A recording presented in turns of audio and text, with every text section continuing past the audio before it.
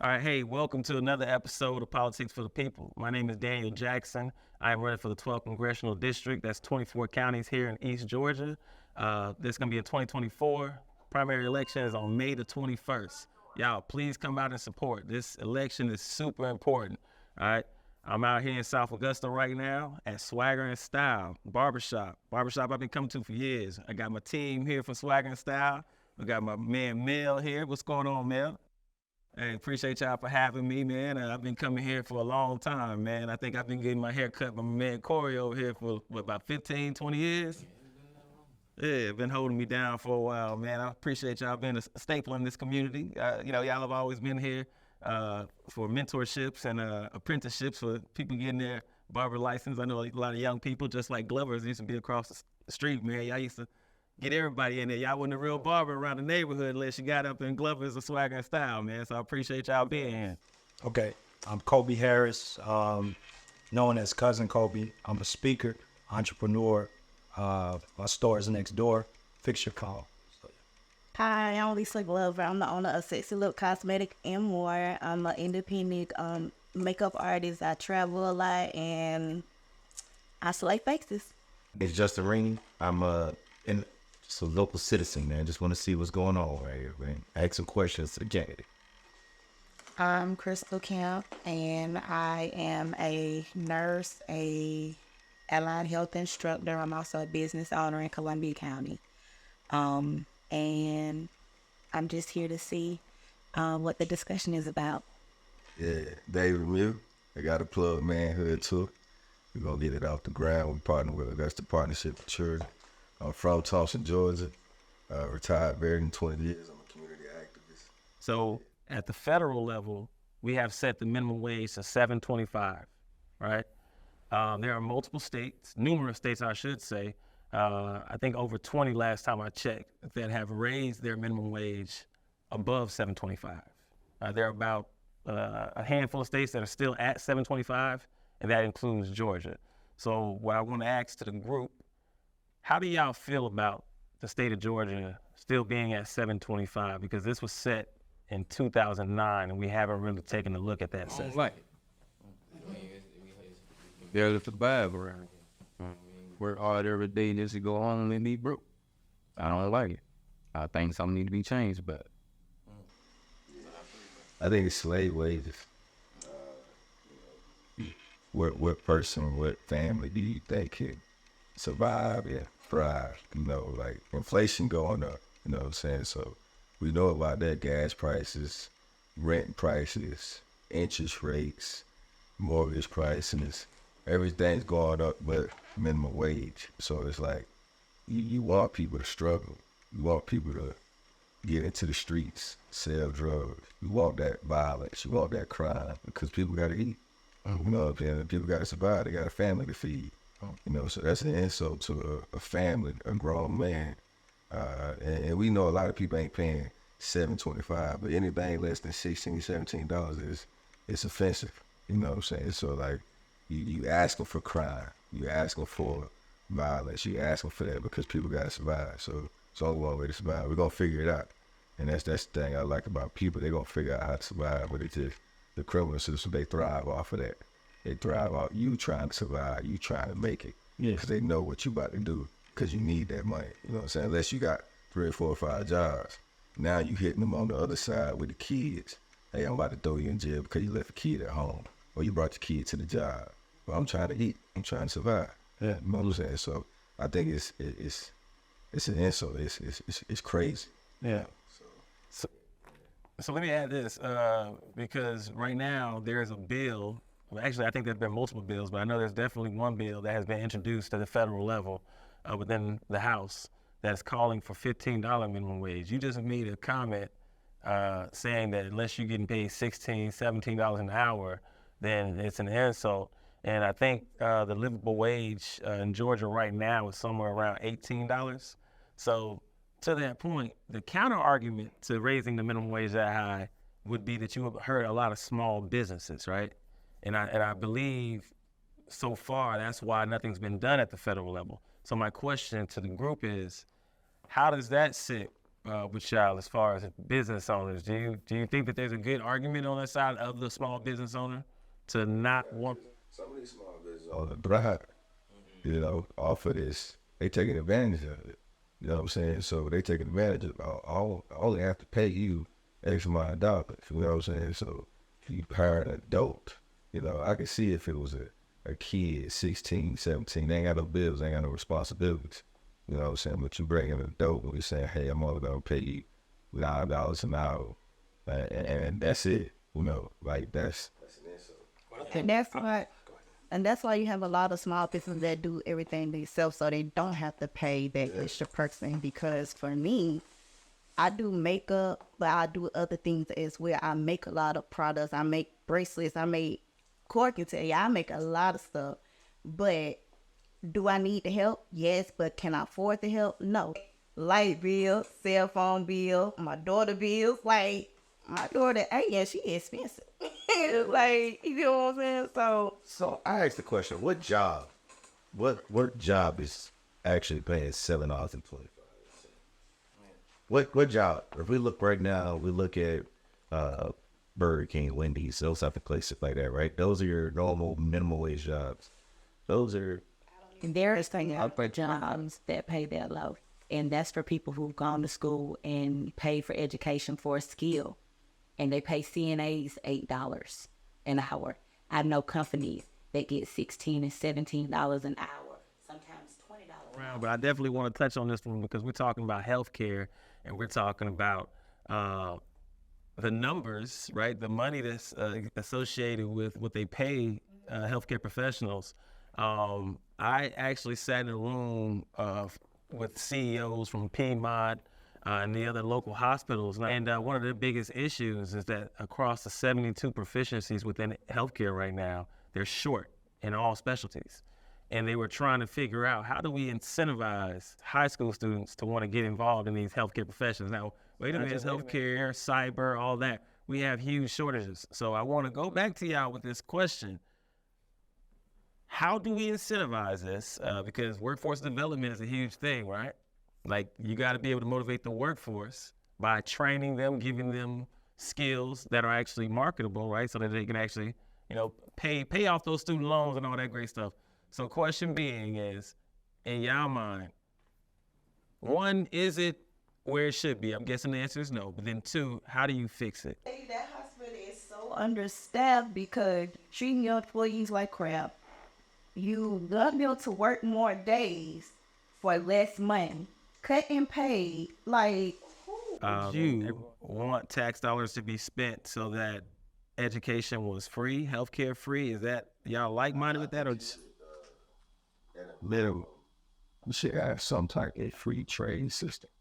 What I'm talking about, trade means skills, like learn trade skills.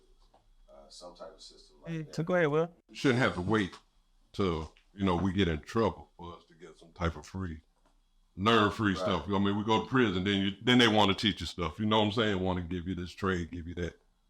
If you could do it in prison, it could be out here in the world too. That's all I'm saying. Yeah.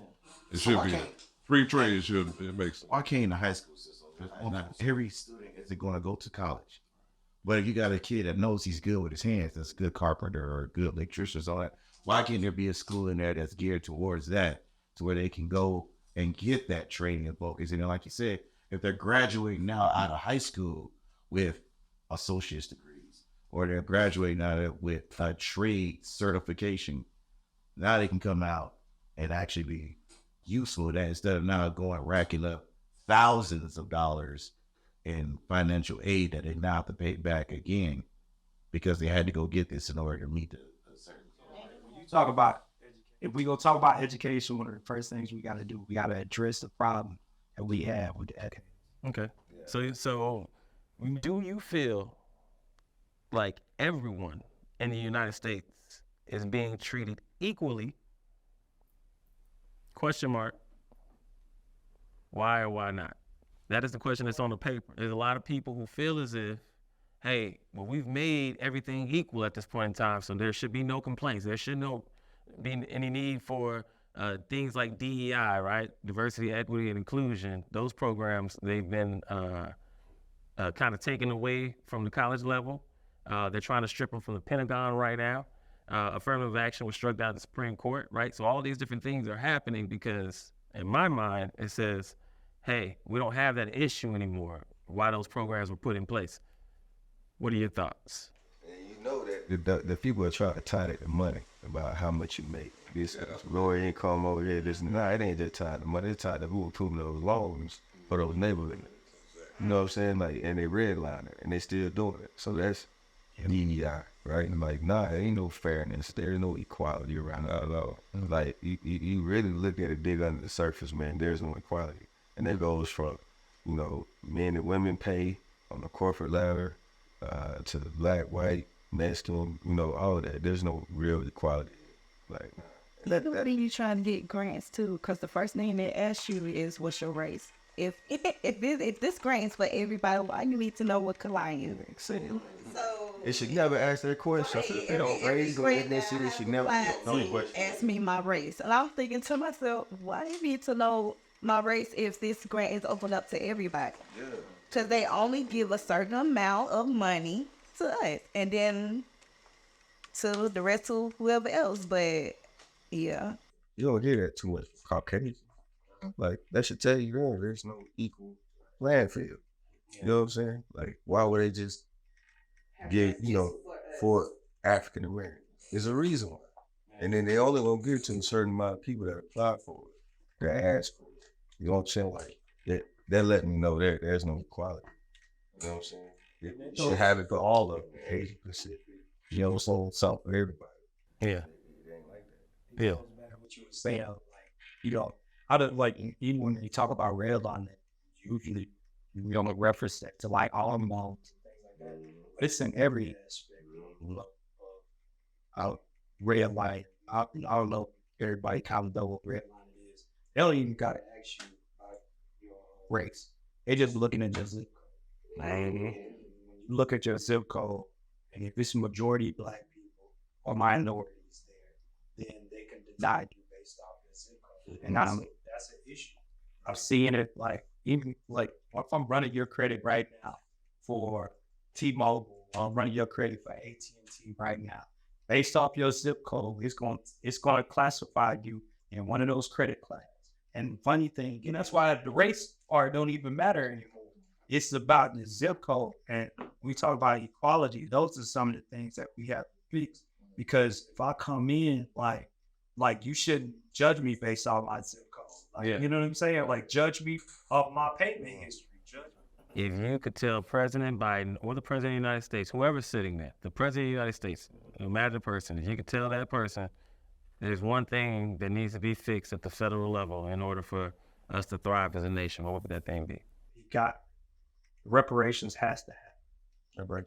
It has to, because you got the nation has to apologize for what they did. First of all, because we still this is modern day slavery that we in now. We may not be in chains and getting whipped and stuff physically, but we still going through some stuff that happened way back. You know what I'm saying? So I just feel like it needs to go back to, they need a lot of making up to do. I mean, for me, I would have to say everything first starts with self, you know. Like, we do have like a history that's traumatic, and some trauma isn't like, when you experience it, you don't experience it like the full effect right then. There's a residual effect.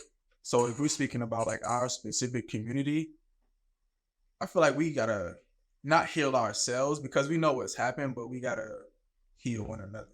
If you ask me, man, he just said exactly what I would say. Yeah. To me, everything starts with education.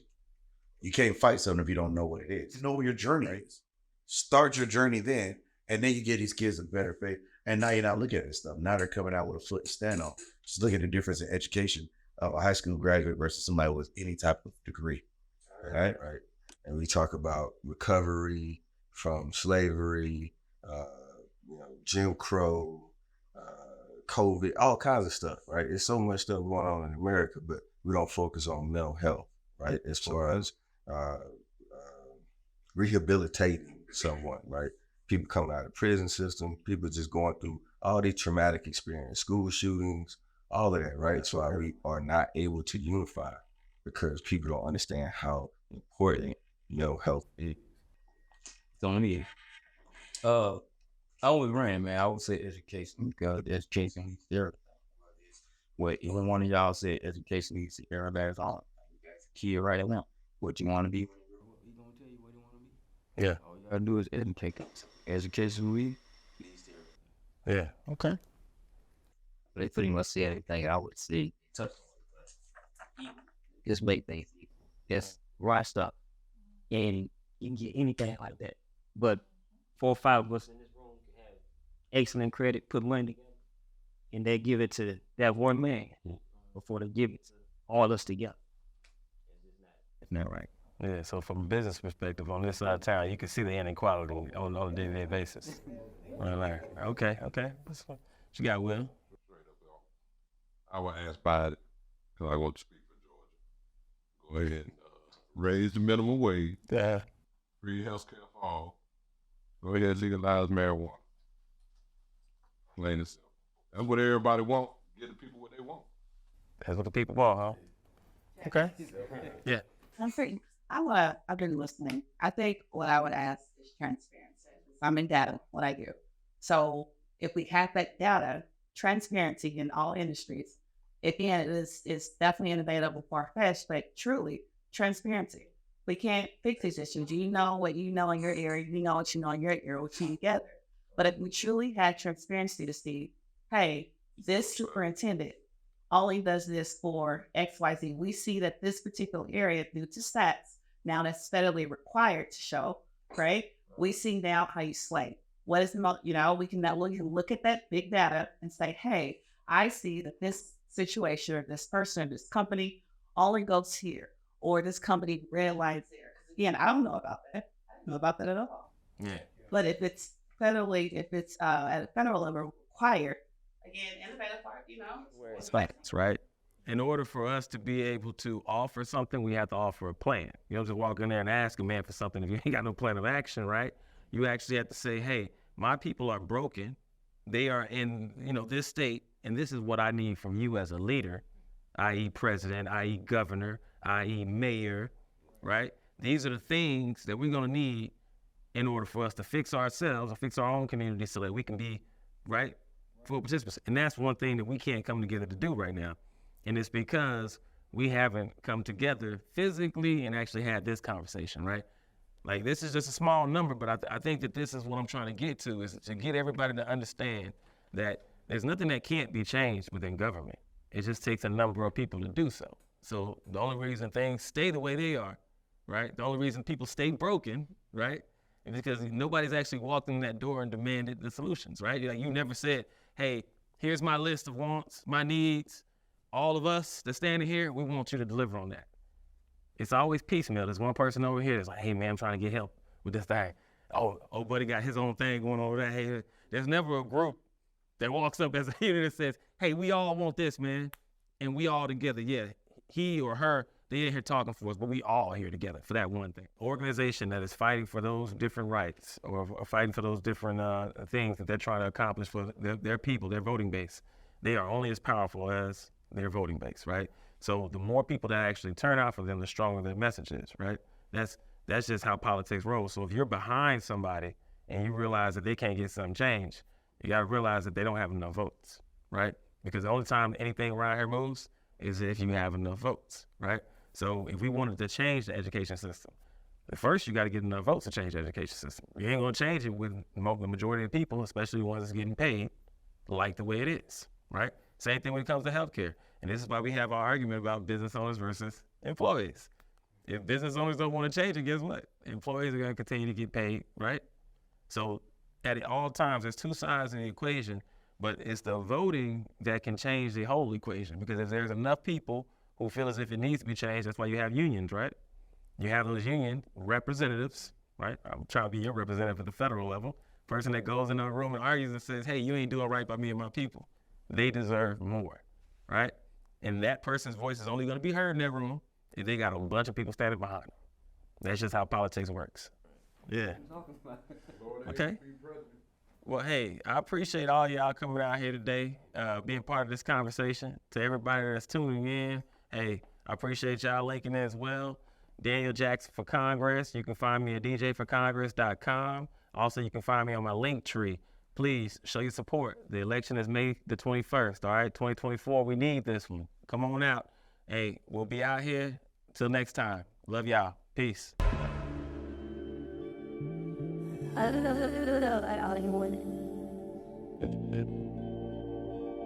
was you and ass, me and one.